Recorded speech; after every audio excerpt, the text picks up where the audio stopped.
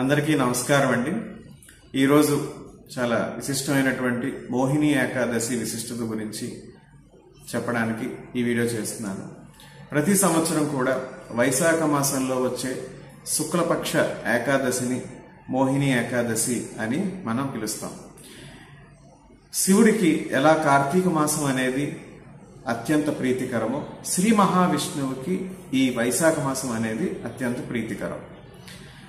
దేవతలకి రాక్షసులకి క్షీరసాగర మదనం చేస్తున్నప్పుడు మీకు తెలిసిన విషయమే, ముందుగా కామధేనువు, కల్పవృక్షము, పారిజాత వృక్షము, ఆలాహలము వచ్చాక అప్పుడు ఈ అమృతం వెలువడింది।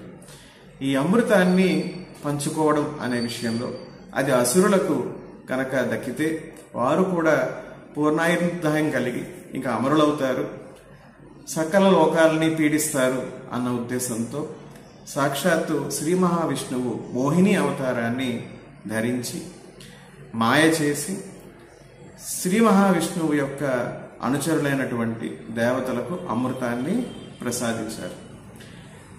ఈ అమృతము అంటే ఈ ఉద్దేశంలో ఆరోగ్యం।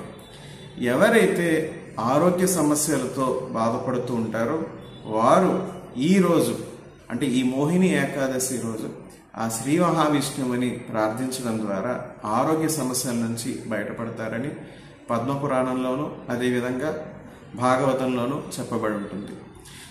ఏకాదశి నాడు ఉపవాసం ఆచరించినా ఆచరించకపోయినా ఈరోజు ఏకాదశి మోహిని ఏకాదశి మధ్యాహ్నం 12:33 వరకు ఉన్నప్పటికీ ఈరోజు బ్రహ్మముహూర్తాన ఏకాదశి ఉండడం, గురుహోరతో ఇంతకు ముందు వీడియోలో కూడా మనం మాట్లాడుకున్నాం, నవగ్రహాలలో బృహస్పతి గురువు అత్యంత ప్రముఖమైనటువంటి గ్రహం, వారి యొక్క హోరతో ప్రారంభమవడంతో ఈరోజు సూర్యాస్తమయం వరకు కూడా మోహిని ఏకాదశి ఉన్నట్టుగానే మనం పరిగణించవచ్చు। కాబట్టి మీరు ఇప్పటికే ఉదయాన్నే అల్పాహారం తీసుకున్న, ఉపవాసం ఉన్నా, ఆచరించినా ఆచరించకపోయినా ఒక చిన్న మంత్రాన్ని చెప్తాను।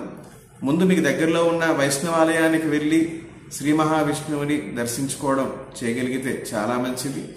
లేని పక్షంలో ఎవరి స్థానాల్లో వారు ఎక్కడున్న వారు ఈ యొక్క మంత్రాన్ని 3 సార్లు పఠించండి। పఠించి ముఖ్యంగా మీకు కానీ మీ కుటుంబ సభ్యుల యొక్క ఆరోగ్యం గురించి కానీ మీరు ప్రార్థించవచ్చు। ఓం హైం హ్రీం క్రీం శ్రీం మహావిష్ణవే నమః। మరొక్కసారండి, ఓం హైం హ్రీం క్రీం శ్రీం మహావిష్ణవే నమః। ఈ మంత్రాన్ని 3 సార్లు పఠించి మీరు ఆరోగ్యపరమైనటువంటి సమస్యల నుంచి మీరు కానీ మీకు సంబంధించిన వాళ్ళు కానీ మీ మిత్రులు కానీ ఎవరైనా సరే ఉపశమనం పొందాలి అనేది మీరు కోరుకోవడం మంచిది। ఈరోజు ఒక సోదరి వారి యొక్క భర్త గారు చాలా తీవ్ర ఆరోగ్య సమస్యలతో బాధపడుతున్నారు। మోహిని ఏకాదశి రోజు వారి భర్త గారికి ఈ అనారోగ్యం నుంచి బయటపడేయడానికి మృత్యుంజయ హోమం నిర్వహించమని మమ్మల్ని కోరారు। ఈరోజు ఒక మృత్యుంజయ హోమం కూడా నిర్వహించాను। అది కూడా చిన్నగా ఎలా జరిగింది అనే విశేషాన్ని కూడా ఈ వీడియో చివరిలో యాడ్ చేయడం జరుగుతుంది।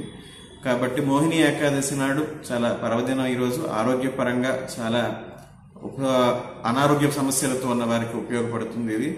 కాబట్టి ఈ మోహిని ఏకాదశి రోజు ఉపయోగించుకోవడం మంచిది మనం ఆ యొక్క శక్తిని। ప్రత్యక్ష దైవాలైనటువంటి నవగ్రహాల అనుకూలతతో మనం అందరం కూడా ఆయుర ఆరోగ్యాలతో ఉండాలని కోరుకుంటూ సెలవు।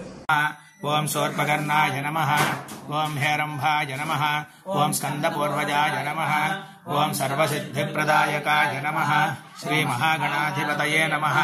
షోడశనామభిః పూజాం సమర్పయామి।